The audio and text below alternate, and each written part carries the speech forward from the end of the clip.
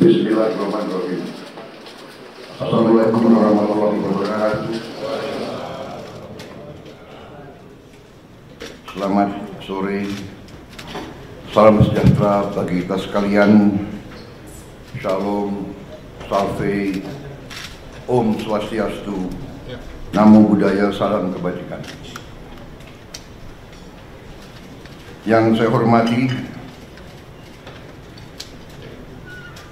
Saudara Wakil Presiden, Saudara Gibran Rakabuming Raka, para Menteri Koordinator, para Menteri, para Kepala Badan,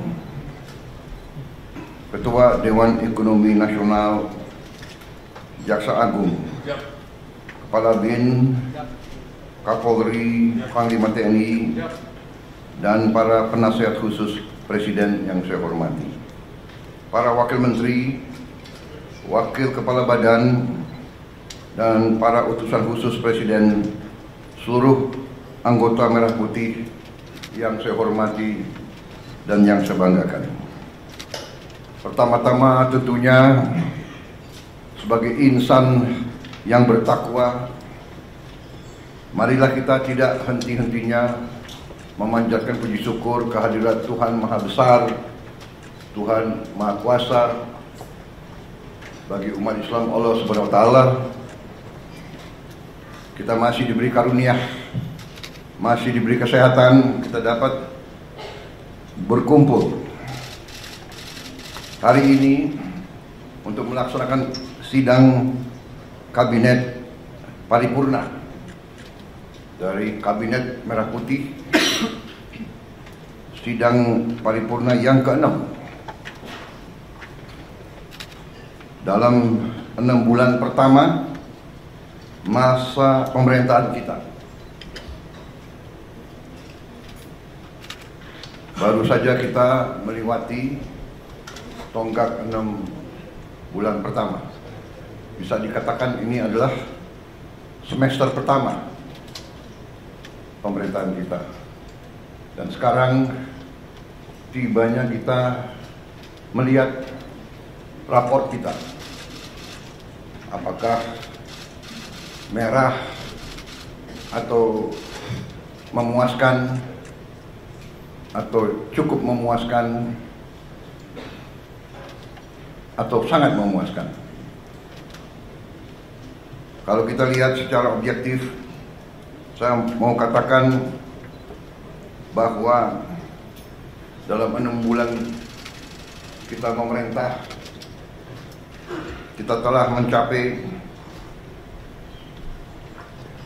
hal-hal yang cukup berarti, hal-hal yang bersifat fundamental, memperkuat landasan kebangkitan kita sebagai bangsa. Kita telah menghasilkan 28 kebijakan baru. Kebijakan-kebijakan tersebut yang berhubungan langsung dengan hajat hidup rakyat kita.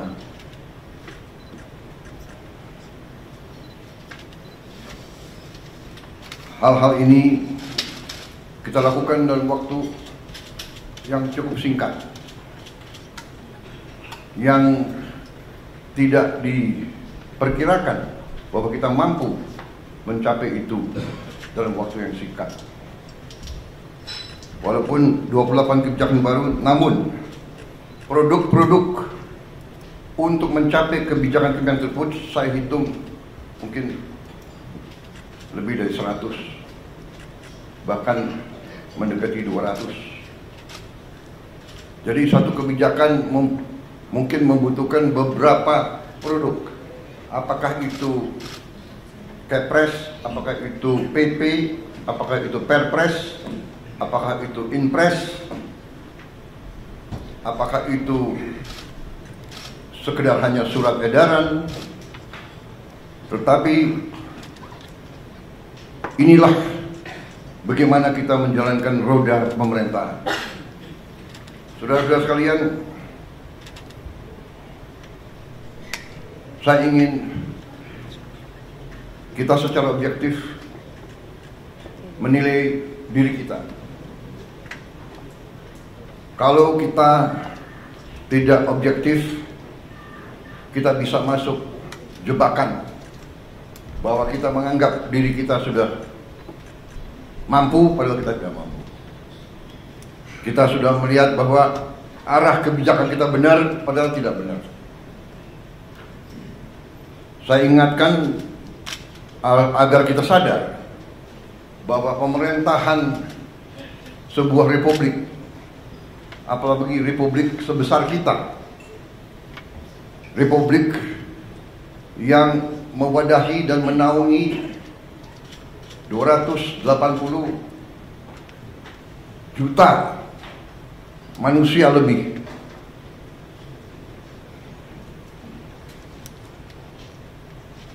tidak bisa sembarangan. Bisa diibaratkan sebuah pendulum di atas bergerak sedikit, tapi pendulum yang di bawah bergeraknya sangat lebar. Keputusan yang keliru di atas akibatnya tidak mudah bagi mereka yang paling di bawah. Kita harus ingat juga azimut sebuah kompas. Kita deviasi sedikit di awal, setelah kita berjalan beberapa ribu meter bahkan kilometer, itu deviasinya sangat besar. Di awal deviasi kita 1 derajat, di ujungnya sudah menyimpang jauh sekali. Saudara-saudara, dalam memerintah, saya ingatkan kepada kita sekalian bahwa sumber kekuasaan kita, sumber wewenang kita adalah Undang-Undang Dasar Negara Republik Indonesia tahun 1945. Kita sering mengucap itu, kita sering menyatakan bahwa Pancasila adalah dasar negara dan kita selalu berkacu pada itu. Tapi marilah kita jujur kepada diri kita sendiri. Apakah kita benar-benar sudah menggunakan Pancasila dan Undang-Undang Dasar 1945 dengan sebenar-benarnya atau tidak? Karena menurut pendapat saya, Undang-Undang Dasar kita, Undang-Undang Dasar 1945, sungguh suatu produk yang luar biasa. Tetapi sebagaimana saya katakan, menurut pendapat saya, elit bangsa telah sadar atau tidak sadar deviasi daripada Undang-Undang Dasar 45.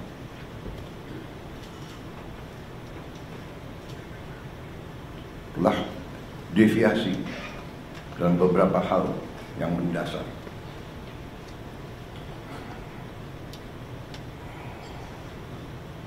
Kalau kita deviasi yang saya katakan, di awal penyimpangannya sedikit, di ujungnya penyimpangan yang besar. Saya ingatkan bahwa rancang bangun Undang-Undang Dasar 1945 kita luar biasa. Rancang bangun yang telah dibuat oleh pendiri bangsa kita luar biasa. Kenapa? Karena pendiri-pendiri bangsa kita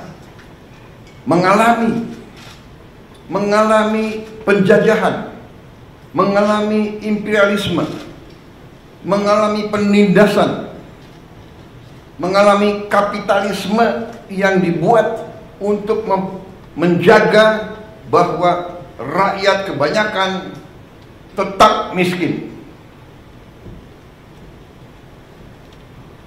Pendiri-pendiri bangsa kita mengalami penjajahan imperialis.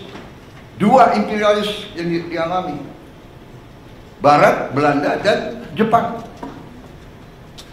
Sekarang kita baik, dan kita harus baik. Kita tidak mau dendam. Kita tidak dendam sama bangsa Belanda, tidak dendam. Kita tidak dendam dengan bangsa Jepang. Tapi kita pernah dijajah, pernah ditindas. Kekayaan kita diambil terus menerus.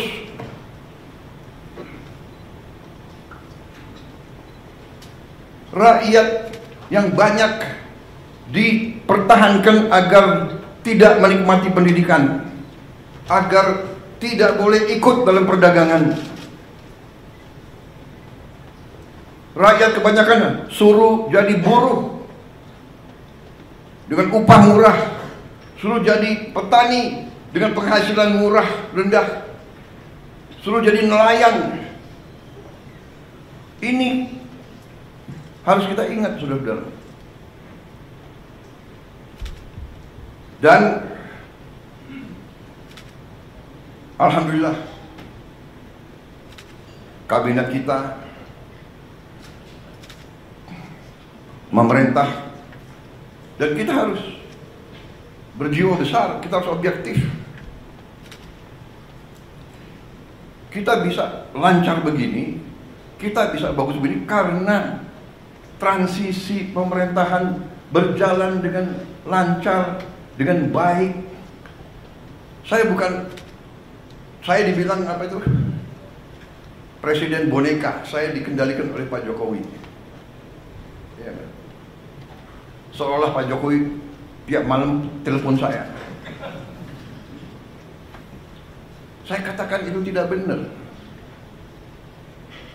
Bahwa kita konsultasi, iya, itu seorang pemimpin yang bijak, yang konsultasi, minta pendapat, minta saran.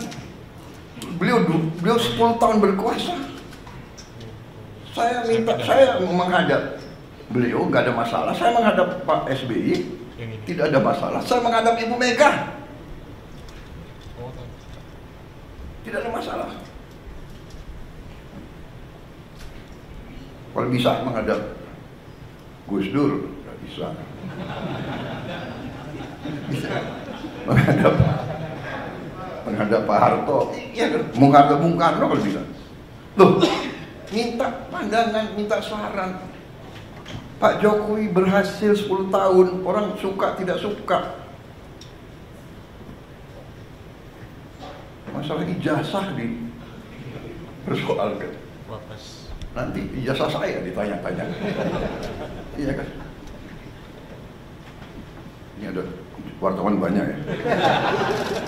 Bukan, saudara-saudara ya.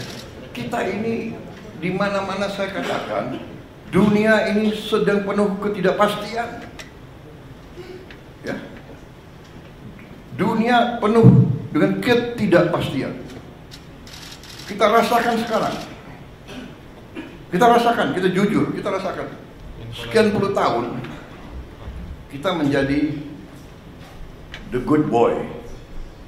Ya kan? Ada negara yang besar, negara yang kuat. Bilang ke kiri, ya monggo. Bilang ke kanan, monggo.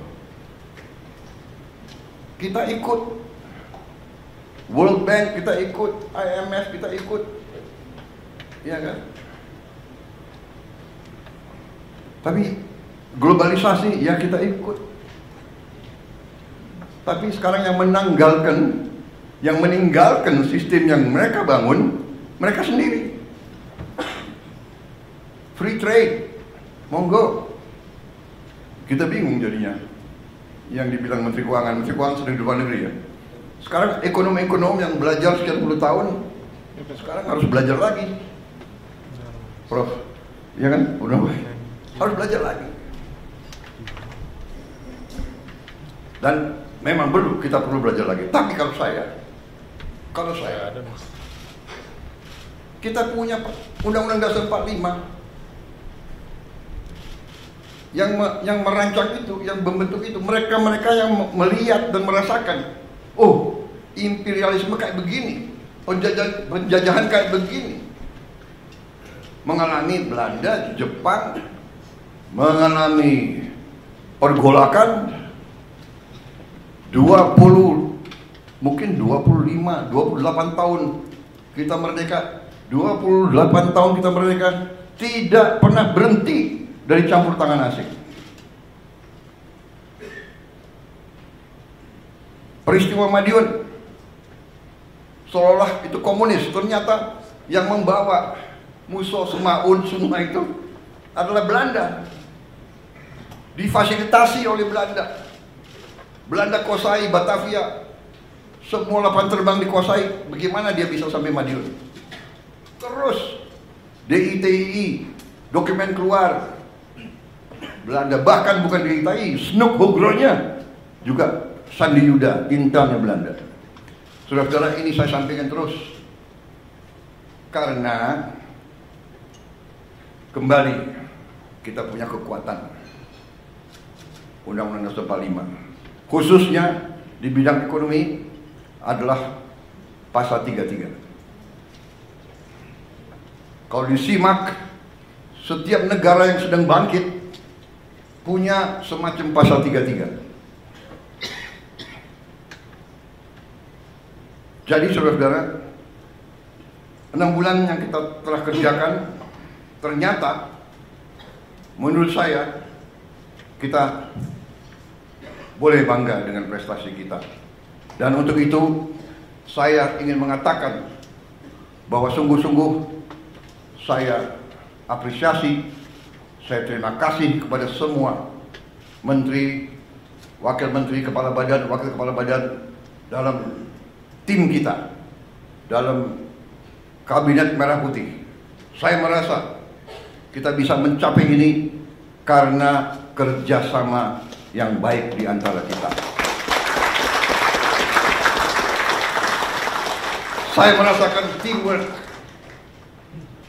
Dalam 6 bulan kita kabinet paripurna hanya 6 kali. Ratas-ratas juga tidak terlalu sering. Saya paham sebagian dari Anda mungkin ketemu saya tidak sering yang kita inginkan. Tetapi hasil kita, hasil diskusi kita, hasil keputusan kita terwujud, terlaksana, dan dirasakan oleh rakyat Indonesia. Saudara-saudara, apa yang ingin saya sampaikan? Mari kita lihat dengan tolok ukur yang objektif, yang jelas. Salah satu tonggak pemerintahan di setiap negara adalah mampu atau tidak kita menjaga inflasi.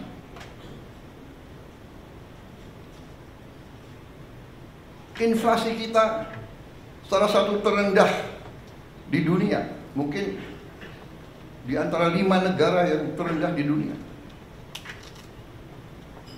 Mungkin inflasi yang lebih rendah dari kita, mungkin Tiongkok, Mendagri. Ini prestasi, dan saya harus katakan, jujur ini, bukan karena Mas Gibran ada di sebelah saya, bukan. Ini objektif, ini salah satu hasil daripada kepemimpinan dan manajemen Pak Jokowi. Mungkin pengalaman beliau sebagai wali kota membuat beliau ngerti bagaimana memanage inflasi yang mungkin nggak ada di buku, nggak diajarkan di Harvard atau di MIT Ada lulusan Harvard nggak di sini? Saya sangat kagum sama Harvard. Saya ingin masuk dulu, nggak bisa masuk. Bisa masuknya ke toko bukunya aja. Yang penting Harvard. Wih, ini kebablasan nih, kok wartawan terus di sini. Tapi kita demokratis ya. Coba angkat tangan yang mengizinkan wartawan tambah 5 menit di sini. Angkat tangan. Oke. Demokrasi, Anda boleh di sini 5 menit lagi. Nggak apa-apa, karena ini sesuatu yang baik ya. Bahwa saya sebagai, bisa dikatakan saya adalah di sini apa ya, sebagai manajer tim ya. Loh, kalau tim saya berhasil ya saya harus muji dong. Benar nggak? Nggak apa-apa. Saya merasa teamwork kita bagus. Saya merasa garis yang kita tentukan terwujud di lapangan. Inflasi terwujud. Banyak negara mau belajar bagaimana mengendalikan inflasi dari kita. Mendagri gak usah diceritain deh.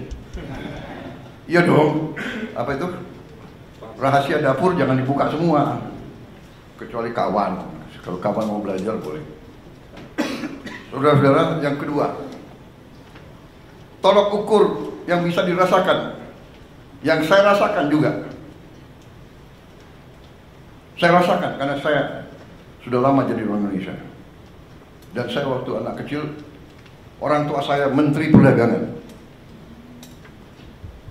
Jadi saya lihat bagaimana setiap lebaran, setiap akhir tahun, orang tua saya tegang. Pak Mitro hitung, kumpulin setiap item, dicek. Sampai Pak Mitro pernah di Tanjung Priok, di dermaga nungguin kapal. Pemerintah waktu itu mau intervensi karena krisis pangan, harga-harga juga menjulang, sehingga pemerintah intervensi.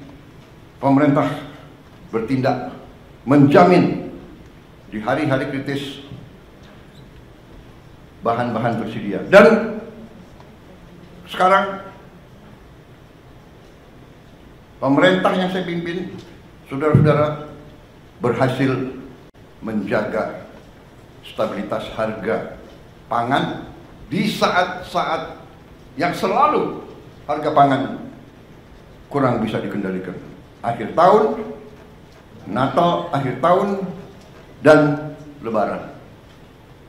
Alhamdulillah, akhir tahun, Natal, dan Lebaran tahun ini, di masa pemerintahan kita, harga-harga aman, stok pangan tersedia.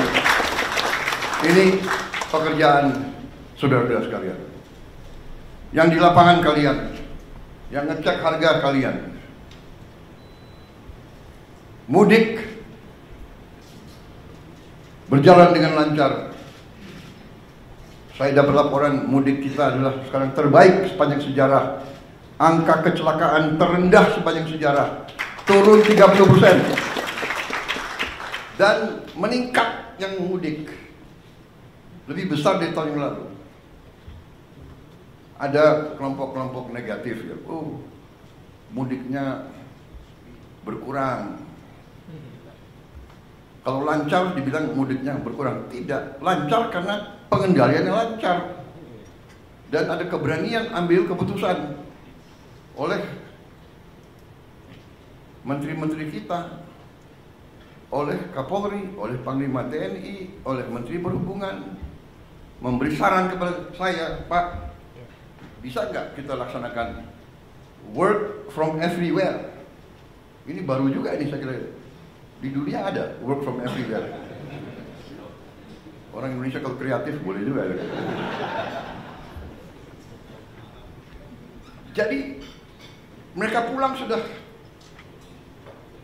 jauh sebelum libur. Kalau itu Indonesia semangat itu. Pulang sebelum libur. Tapi ini ya, ini keberanian ambil keputusan. Saya bilang, oke, saya ambil tanggung jawab, silakan. Jadi ini tolok ukur tonggak yang bisa dirasakan.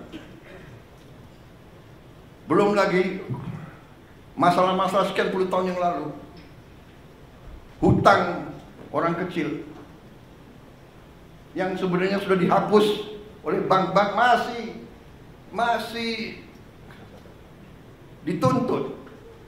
Jutaan petani kita, jutaan rakyat kecil kita tidak bisa pinjam lagi, terpaksa dia pinjam dari rentenir, dari pinjol, pinjaman online, rentenir yang gila, bunganya harian, luar biasa.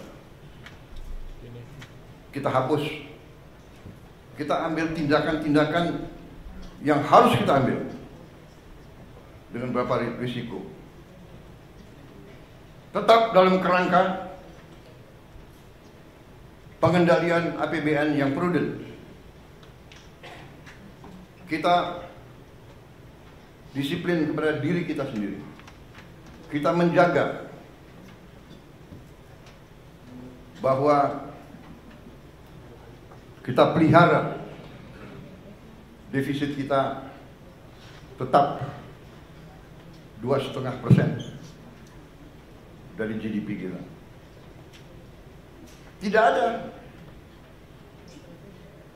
ada kewajiban. Uni Eropa saja yang lahir dengan angka tersebut dalam perjanjian Maastricht, ya. Tahun berapa itu? Maastricht, Pak Anggito? 2090-an. Maastricht Treaty mematok defisit anggaran untuk anggota-anggota Uni Eropa di 3%. Kita karena ingin menjadi nice boy, kita ikut Maastricht Treaty. Untuk kita tidak akan punya defisit lebih dari 3%. Padahal saudara-saudara, Jerman, Prancis, Itali, mereka sudah jauh di atas 3%. Mereka melanggar standar yang mereka lakukan sendiri. Indonesia masih menjaga di bawah 3%. Karena itu hutang kita termasuk, ya, perbandingan hutang kita terhadap GDP kita termasuk salah satu terendah di dunia. Saudara-saudara, pengendalian manajemen perekonomian kita cukup prudent, cukup hati-hati. Dalam kehati-hatian itu, salah satu juga yang kita bisa dan boleh bangga adalah kita melaksanakan penghematan besar-besaran. Penghematan besar-besaran inilah yang memungkinkan kita melaksanakan program-program yang strategis. Yang pertama, saya juga sampaikan penghargaan saya bahwa kita mampu menggelar roll out program makan bergizi gratis kita. Tanggal 6 Januari di roll out dan terus-menerus dilaksanakan kayak di belakang-belakang dengan kehati-hatian, tahap demi tahap. Sampai hari ini saya dapat laporan barusan sudah lebih dari 1.000 titik. 1.000 berapa? 1.286. Yang total penerima makan bergizi sekarang sudah di atas 3 juta. 3,4 juta di awal Mei dan diperkirakan akhir Mei akan mencapai 4 juta. Dan di akhir Juni akan mencapai 6 juta. Dan di akhir Juli akan mencapai 22 juta. Akhir Agustus 22 juta. Sehingga di akhir November 2025 akan mencapai 82,9 juta penerima manfaat. Ini dari segi manajemen fisik. Ini adalah upaya yang luar biasa. Kita selenggarakan catering untuk acara perkawinan yang tamunya 3.000 orang aja, ya kan? Setengah mati itu catering, benar gak? Dan tidak sering bahwa catering itu ada yang keracunan. Makan biasanya catering itu kalau di kawinan catering makannya ya begitu-begitu aja kan. Sudah mahal, ya kan? Saudara-saudara, hari ini memang ada yang keracunan. Yang keracunan sampai hari ini dari 3, sekian juta, kalau tidak salah di bawah 200 orang. Yang nginep, yang rawat nginep hanya 5 orang. Jadi bisa dikatakan yang keracunan atau yang nggak perutnya nggak enak sejumlah 200 orang itu 200 dari 3, sekian juta, kalau tidak salah adalah 0,005. Berarti keberhasilannya adalah 99,99%.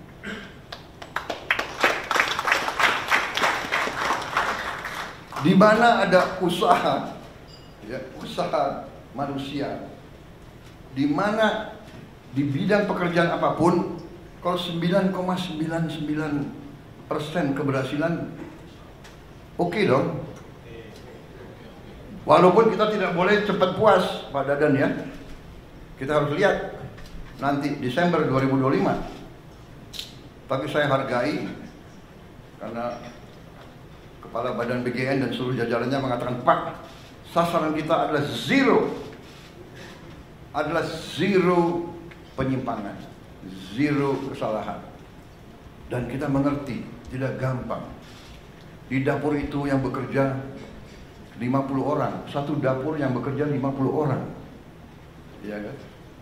Yang saya sidak bagus, pakai tutup kepala, sarung tangan, baju kayak apa itu? APD.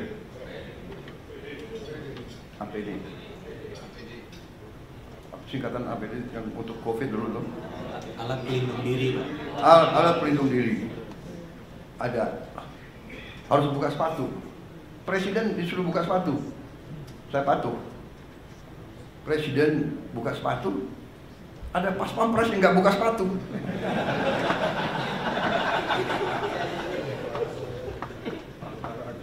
Dia semangat harus menjaga. Masa ada pas pampres lari-lari nggak pakai sepatu? Ya tapi di dapur ya buka sepatu, ya kan? Sama kita masuk ICU, nggak ada alasan masuk ICU buka sepatu. Tapi maksud saya adalah ini adalah sesuatu prestasi. Saya sendiri terus begini. Jadi makan bergizi digelar yang orang tidak mengira, banyak yang tidak mengira, banyak yang nyinyir, banyak mengatakan impossible.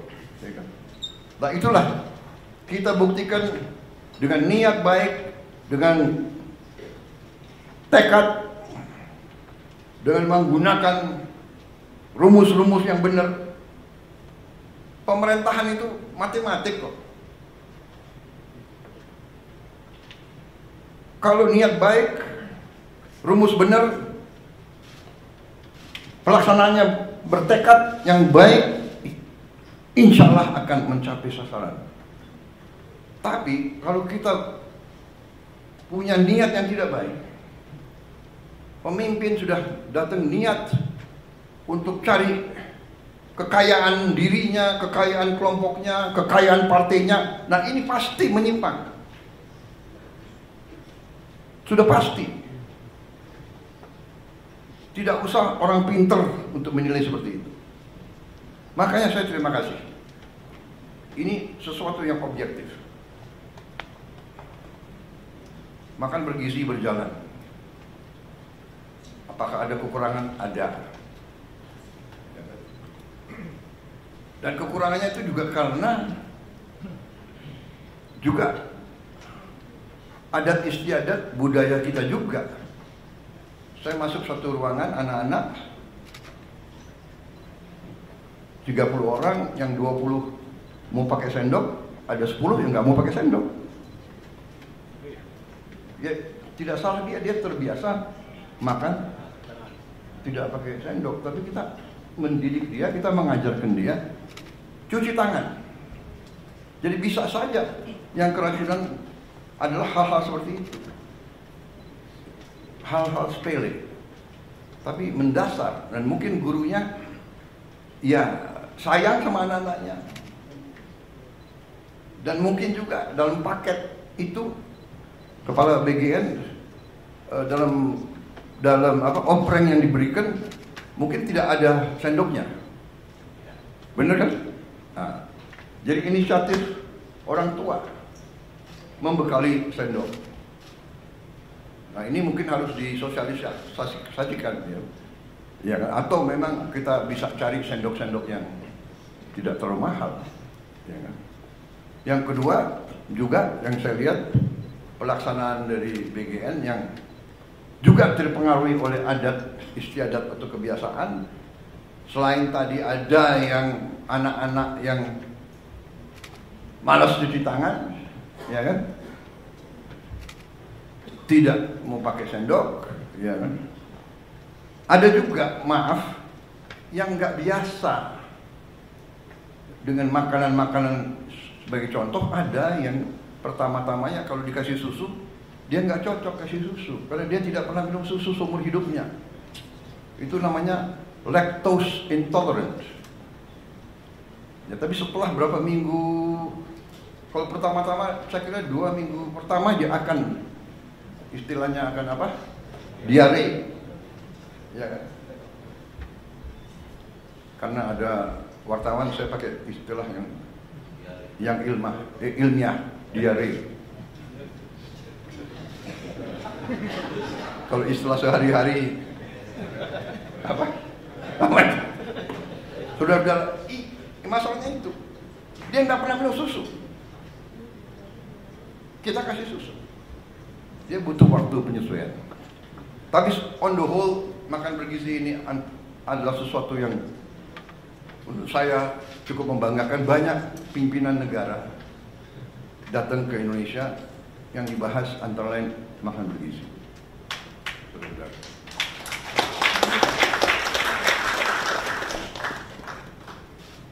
Tanggal 7, yaitu lusa, tokoh dunia namanya Bill Gates akan datang ke kita, minta ketemu saya. Sudah cukup lama beliau minta ketemu, kalau tidak salah ya suratnya dari November ya, minta ketemu. Saya terima, antara lain mau menyatakan dukungan dan penghargaan atas makan bergizi kita.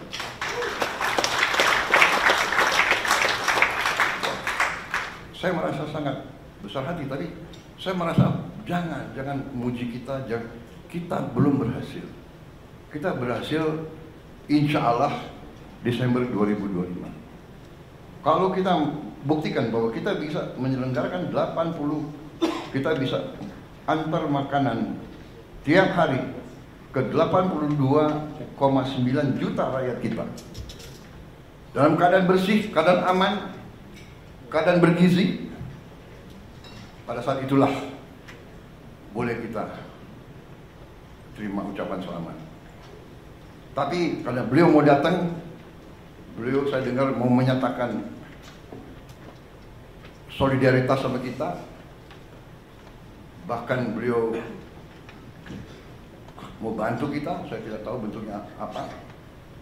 Hanya saya katakan bahwa kita diberi bantuan, tidak diberi bantuan, diberi penghargaan, tidak diberi penghargaan, kita laksanakan ini karena kita yakin bahwa ini benar dan ini adalah suatu investasi di anak-anak kita, dan bahwa kita harus mengurangi kemiskinan di rakyat kita. Saya sering terharu. Saya dapat laporan dari Menteri Sosial, baru datang dari Jawa Tengah. Beliau cerita, karena kita juga dalam waktu dekat akan buka minimal 100 sekolah berasrama yang dialamatkan untuk saudara-saudara kita, rakyat kita yang berada dalam kelompok ekonomi yang paling rendah, desil 1 dan desil 2.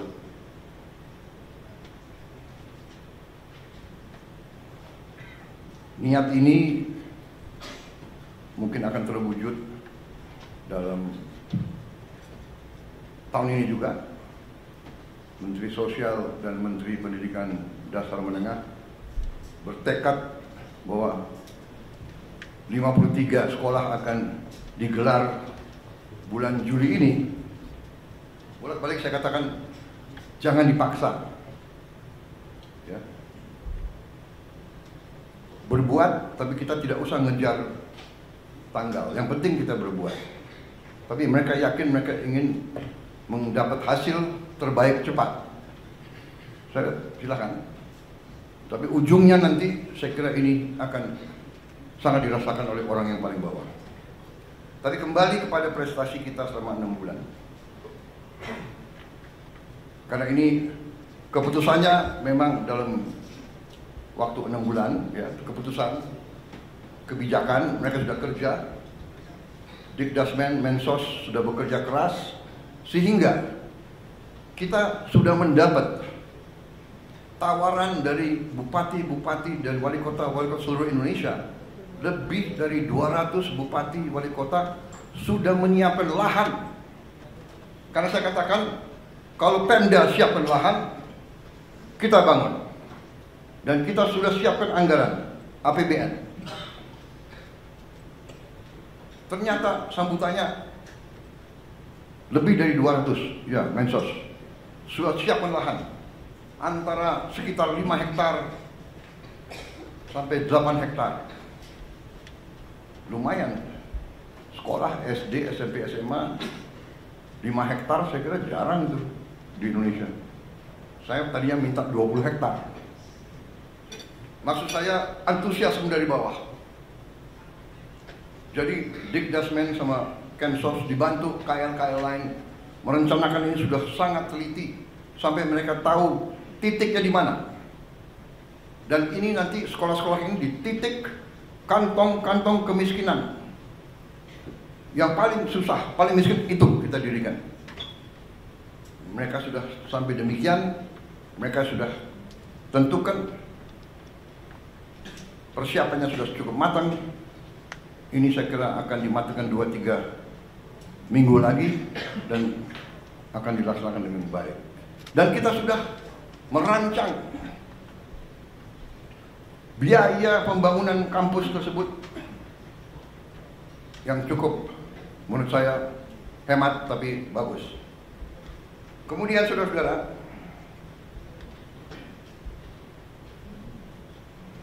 salah satu prestasi kita yang dirasakan, yang real dan tidak bisa dibuat-buat adalah bahwa produksi beras dan jagung kita, saya dapat laporan sekarang sangat berhasil, bahkan dibandingkan dengan tahun-tahun terdahulu.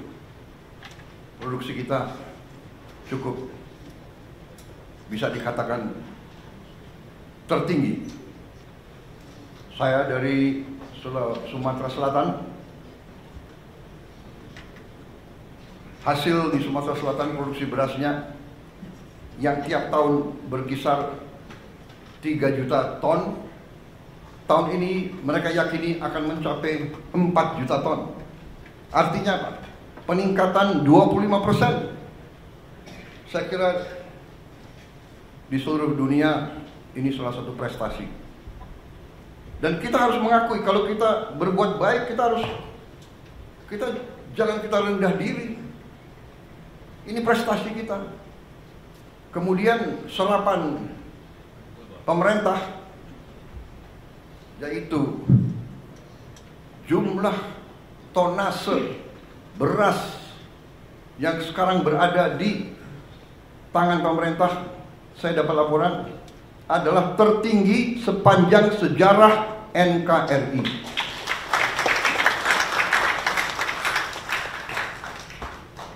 Belum pernah kita pemerintah menguasai, memiliki jumlah tonase beras sebesar sekarang. Saudara-saudara, ini suatu prestasi. Dan ini prestasi bukan datang begitu. Apalagi pertanian. Pertanian itu yang saya katakan tadi, azimut kompas, salah kecil akibatnya buruk. Kita tidak memperhatikan cuaca, El Nino, kekeringan, La Nina. Kita tidak perhatikan krisis pangan. Tapi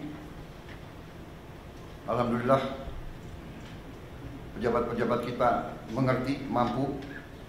Saya suka muji-muji, tidak, tapi saya ya namanya kepala sekolah, kalau ada iya kan, ada yang berprestasi, saya harus kasih tahu prestasi, benar nggak?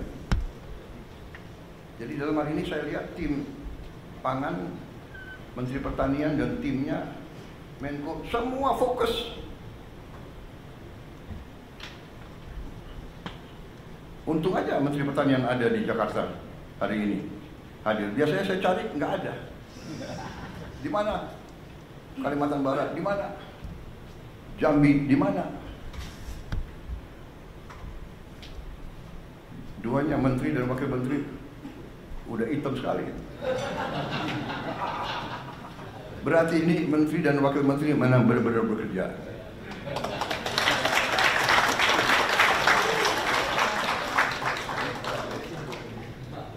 Kalau nggak hitam malah saya curiga.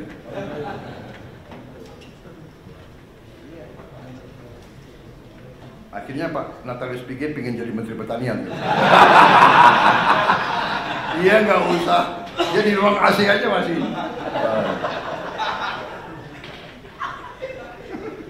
Saudara-saudara, ini suatu prestasi saya. Saya merasakan karena hari ini saya terima tadi pagi, saya terima Saudara Hun Sen dari Kamboja. Dia 38 tahun jadi Perdana Menteri. Sekarang dia naik jadi Presiden Senat, ya. Dia datang, yang pertama dia bicara, karena tadi yang jemput beliau adalah Menteri Dalam Negeri, ya. Yang pertama disampaikan adalah kami perhatikan bahwa prestasi Indonesia luar biasa. Produksi berasnya sangat naik sampai berlimpah. Ini akan berpengaruh kepada kita. Karena biasanya Indonesia beli beras dari kita. Tapi tahun ini Kamboja harus cari pasar baru. Karena Indonesia tidak akan impor. Benar tadi Mendagri. Datang ketemu saya, itu lagi yang disampaikan. Selamat, sukses. Produksi saudara luar biasa. Kemudian kebijakan-kebijakan yang saudara ambil ya, menjadi perhatian. Kita sih dinilai tidak dinilai, kita hanya kerja, kita tidak mau. Tapi alhamdulillah, ya kan? Dan kita nggak boleh takut. Jadi kalau ibarat kita di kelas, di sekolah, ya kan? Kalau kita belajar benar, kita ikut ujian yang benar, nilai kita bagus, pasti ada yang nggak suka sama kita kan? Yang nggak mau belajar nggak suka sama kita, ya kan? Wah dia mau lulus sendiri gitu ya. Padahal belajar, bekerja gitu. Kita tidak berbuat yang aneh-aneh, ya. Pakai logika. Jadi waktu berapa bulan yang lalu, yang saya katakan prestasi ini kita bisa surplus produksi Februari, Maret, April, Mei, yang Menteri Pertanian tidak sedikit jasanya Pak Jokowi sebagai Presiden. Benar Menteri Pertanian? Sekali lagi ini saya bukan ngolor untuk apa, ya kan?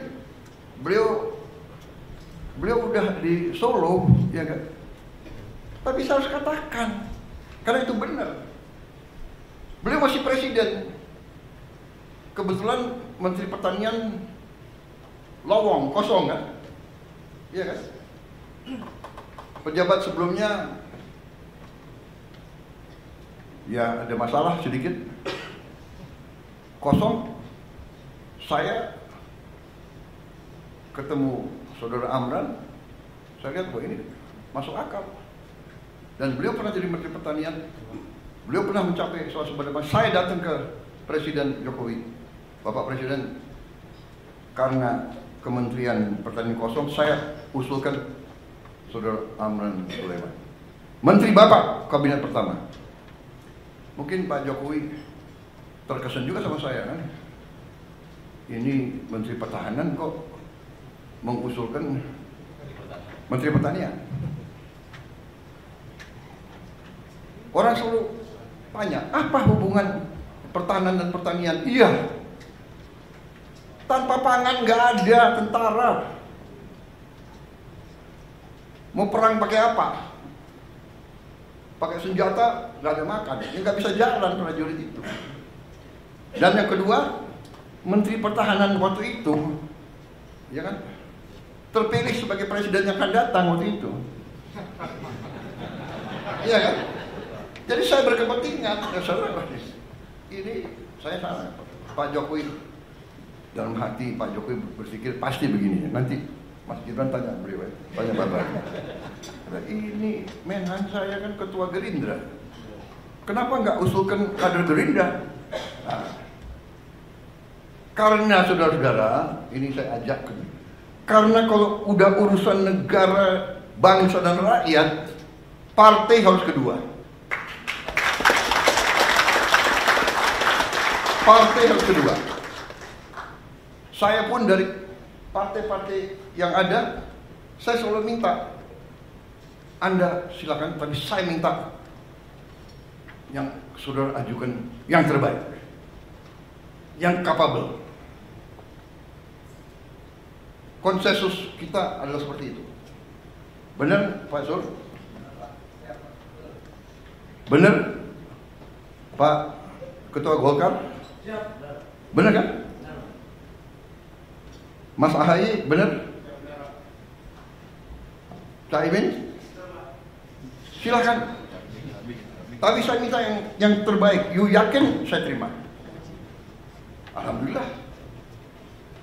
Jadi saudara-saudara, akhirnya Pak Jokowi terima, beliau dilantik, dan Kita lihat masalah, beliau lihat masalah, kita datang lagi ke Pak Jokowi.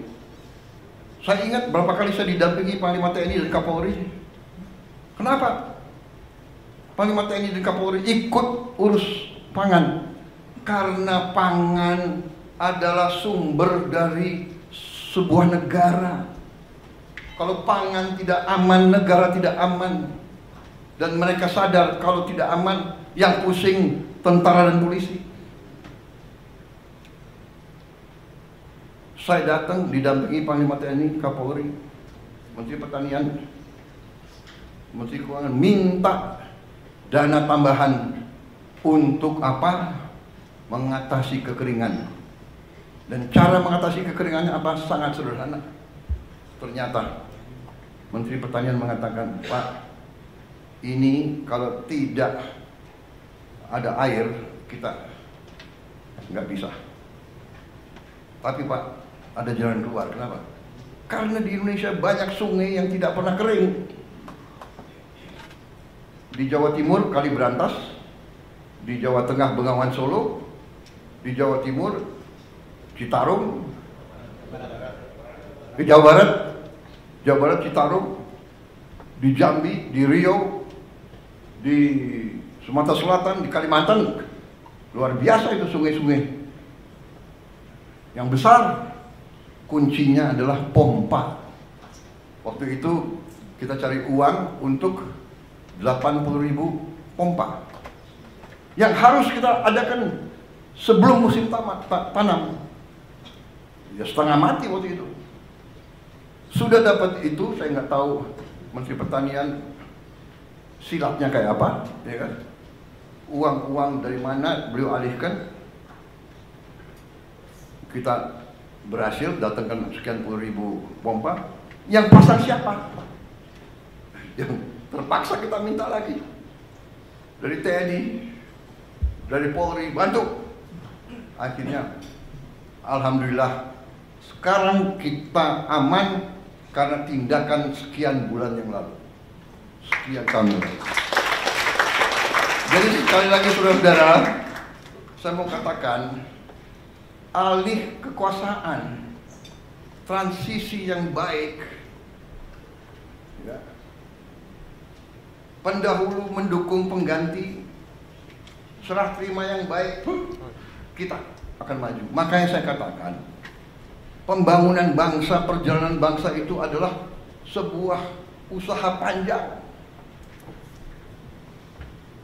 Karena itu saya mengajak kita menghadapi paradigma baru, bahwa untuk rakyat, kalau sudah kepentingan rakyat dan bangsa, semua pemimpin harus bisa kerjasama. Dan Kabinet Paripurna hari ini adalah di mana saya mengatakan terima kasih kepada semua anggota Kabinet Merah Putih. Kita telah buktikan 6 bulan pertama, kita buktikan kerjasama kita baik, teamwork kita baik. Di sana sini ada keseleo, wajar. Ada khilaf, wajar. Karena kita ada menteri-menteri yang sudah senior, sudah lama pengalaman. Ada yang baru, ya kan? Ya kan, baru menjabat. Saya aja baru menjabat berapa hari presiden, salah jalan di Istana Merdeka. Bener, cari WC, di mana WC? Wajar. Jadi kita sudahlah, saya ya kan ada mungkin juru bicara saya keseleo. Ya namanya manusia, dia juga baru menjabat, benar nggak? Iya kan? Kalau yang senior salah bicara, salah. Ya. Erlangga salah bicara, nggak bisa. Bener nggak? Ini yang baru-baru ini, bener nggak? Natalius Pigai, ya semua maklum lah. Pak Natalius Pigai itu sekarang pakai sepatu, pakai kaos kaki. Ini nanti dicek loh, anggota kabinet yang nggak pakai kaos kaki ini.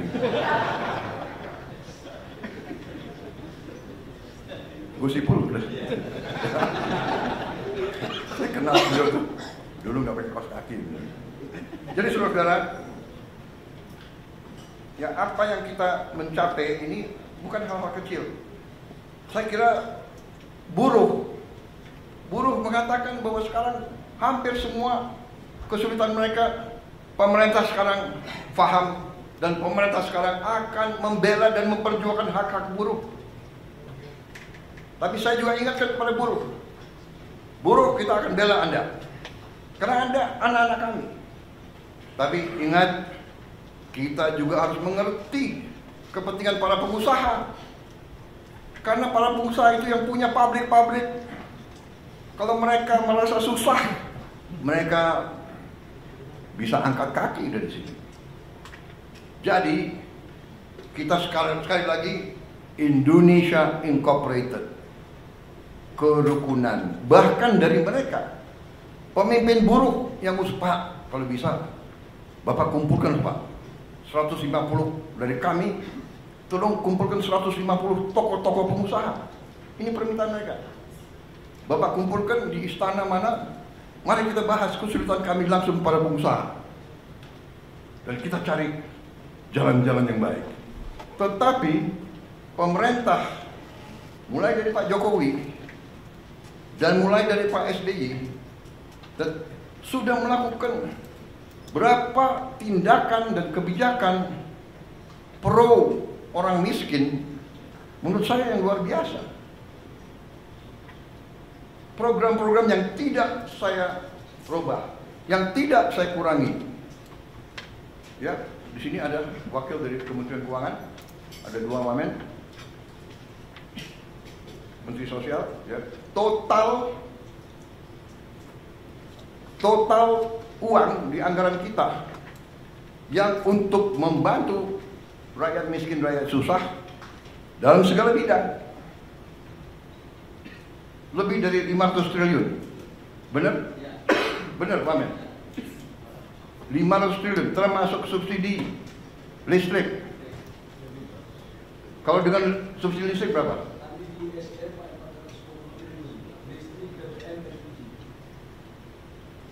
Di Kemsos 500.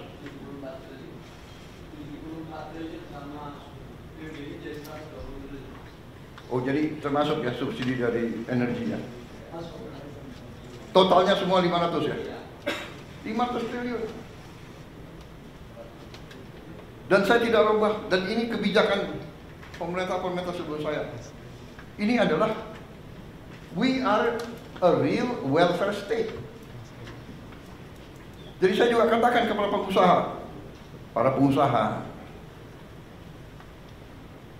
upah saudara bisa relatif masih, upah yang kau kasih ke pekerja relatif bisa dikatakan rendah dibandingkan tetangga-tetangga kita.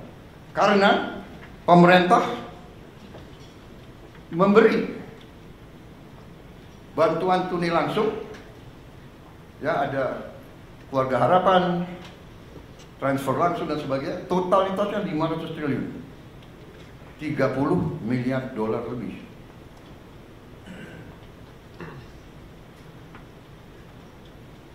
Belum makan bergizi.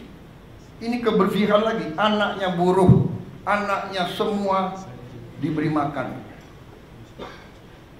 Yang nanti akhir tahun ini jumlahnya adalah 170 triliun. Berarti 10 miliar dolar lebih. Jadi yang tadi 30 miliar dolar plus 40 miliar dolar untuk membantu desil 1, 2 dan kelas menengah juga. Jadi saudara, kita terus, ratusan kebijakan kita tolong dipelajari ya, untuk juga pertama kali kita pangkas semua sistem distribusi pupuk yang penuh dengan keruwetan. Langsung dari pabrik ke kelompok tani. Kita meninggalkan 144 peraturan Tidak ada lagi perlu izin gubernur, bupati. Ini yang diminta petani, ini yang mereka dapatkan. Kita sederhanakan, produksi naik. Juga mereka menyampaikan terima kasih. Lebih dari 100 juta petani merasakan penghasilan mereka naik karena kita tegakkan harga dasar gabah kering panen. Dan kita wajibkan penggiling-penggiling padi. Dan saya memberi peringatan, penggiling-penggiling padi yang bandel, yang beli setelah panen, yang beli dengan harga serendah-rendahnya, kita cabut izin usahanya.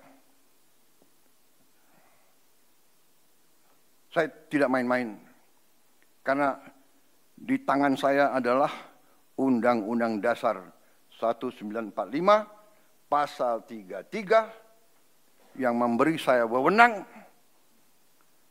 sumber-sumber produksi yang menguasai hajat hidup orang banyak, dikuasai oleh negara, dan dipergunakan sebesar-besarnya untuk kemampuan rakyat. Dan saya tidak akan ragu-ragu menggunakan itu. Saya tanya hakim-hakim agung, ini bagaimana interpretasinya? Tidak usah diinterpretasi, Pak, itu sudah jelas. Apakah penggiling padi menguasai hajat hidup orang banyak? Menguasai. Jadi dia harus ikut. Anda boleh untung, tapi jangan untung sebesar-besarnya di atas penderitaan petani. Tidak bisa. Silakan pilih. Anda mau operasi atau Anda kita tutup. Polis lain. Saudara-saudara, dahsyat itu pasal 33. Kita Indonesia Incorporated, pengusaha harus untung. Tapi jangan mau untung sebesar-besarnya di atas penderitaan rakyat. Tidak. You untung, boleh. Rakyat juga harus untung, petani harus untung. Dan ini dilaksanakan di banyak negara. Saya bukan orang pinter. Kalau perlu saya nyontek orang pinter. Tapi bukan di sekolah. Best practice, boleh kita copy. India sudah melaksanakan ini sudah puluhan tahun. Alhamdulillah, dengan ketegasan kita, petani merasakan. Mereka mengatakan belum pernah menerima penghasilan setinggi ini musim panen yang kemarin. Jadi ini terus, ya.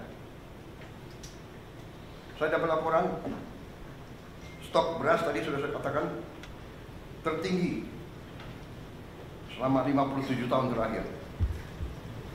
Saudara-saudara, ini semua sudah kita capai. Salah satu prestasi kita adalah, ini wartawan kok lebih dari 5 menit ya. Demokrasi, bagaimana? Boleh terus atau tidak? Terus. Boleh. Nanti kalau bagian saya marah-marahin menteri, nah kalian keluar. Ini kalau muji-muji boleh di sini ya. Jadi saya sekarang ini harus cari-cari kesalahan menteri-menteri saya.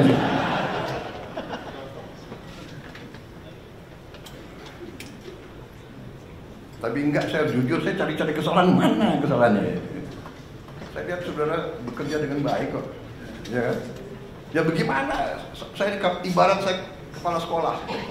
Murid saya berprestasi. Ya gimana dong? Ya kan? Yang nakal-nakal tegur, ya kan? Saudara, salah satu prestasi yang perlu kita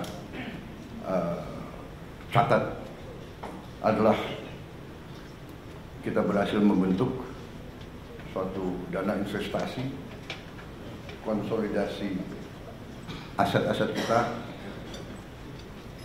dan antara Daya Anagata Nusantara yang berhasil kita lakukan dalam 4 bulan pemerintahan kita.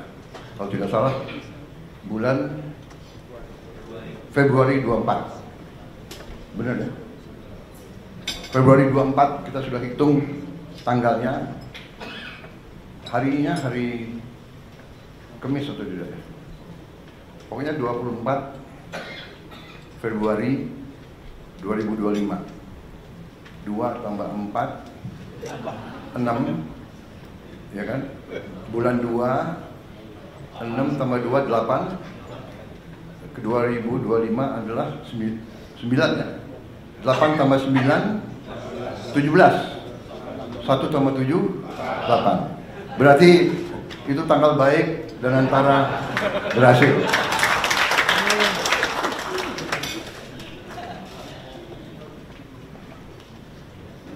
Anda tahu sejarah angka 08 itu? Yang kasih angka itu Pak Luhut Panjaitan. Karena beliau komandan, saya wakil. Wah, aku komandan. 09 aku. Kok 08? Siap. Melekat terus. Sampai presiden harus angka 8. Saudara-saudara, dan antara ini sesuatu yang luar biasa. Yang kita tidak sadari bahwa kita begitu kaya. Setelah kita konsolidasi, kita kaget bahwa aset kita, aset under management kita adalah 982 miliar US dollar. Tapi kita konservatif, kita mengatakan ya sekitar 900 lah, ya kan? Dan kita katakan ini aset under management. Ya. Ada yang mengatakan ini dan itu, ya, ada TBK saham, tapi kita manage itu. That's what we are saying. Tahu-tahu kita baru sadar ada aset lagi. Saudara-saudara, Senayan itu, kompleks GBK Senayan, itu nilainya, saya diberitahu oleh para pengusaha, nilainya adalah 25 miliar dolar 10 tahun yang lalu. Jadi sekarang mungkin nilainya naik. Pak Rosan, mungkin apa? 30 miliar? 30 ada. Berarti kalau 982 tambah 30, kita sudah tembus 1 triliun US dollar. Yang terus terang aja banyak pemimpin kita tidak mengerti. Nah ini kadang-kadang pandainya beberapa birokrat kita, aset disembunyikan. Saya minta menteri-menteri kaji, menteri-menteri yang punya aset banyak. Ini aset disembunyikan, nggak tahu nanti lama-lama udah ganti 3 kali menteri, 4 kali menteri, 3 kali presiden, bisa diapakan. Banyak aset negara itu hilang, nggak jelas. Saudara-saudara, negara-negara yang kuat, tanah, itu pasal 33, bumi dan air dan semua kekayaan yang terkandung di dalamnya dikuasai negara. Selama sekian puluh tahun, Senayan nggak jelas. Yang ini dikuasai ini, yang itu dikuasai itu, ya kan? Kemudian kita lupa, selain Senayan adalah sekitar 200 hektar, kurang lebih ya, Menteri BUMN, benar, Mensesnek. Ternyata ada lagi, Kemayoran itu 400 hektar lebih. Mensesnek, kok ketawa-ketawa lagi? 400 hektar lebih, berarti ya mungkin 40 miliar dolar itu, ya kan? Nanti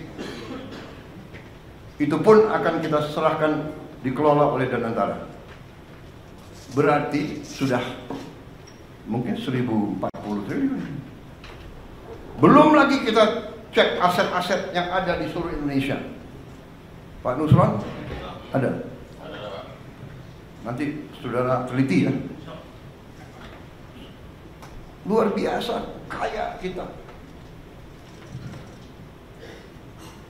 cek semua konsesi-konsesi HGO, HGB yang sudah jatuh tempo.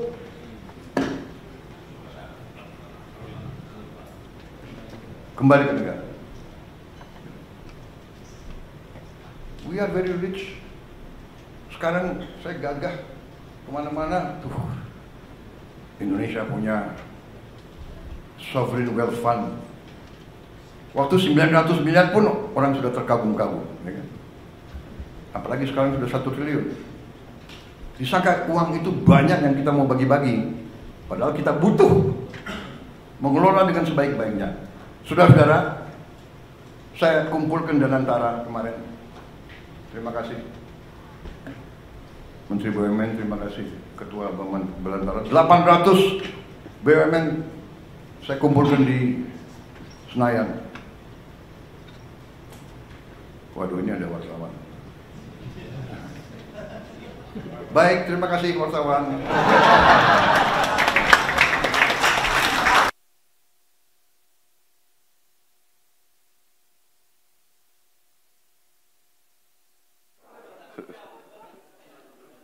Untung saya ingat. Wah, kalau kita muji-muji, belum keluar.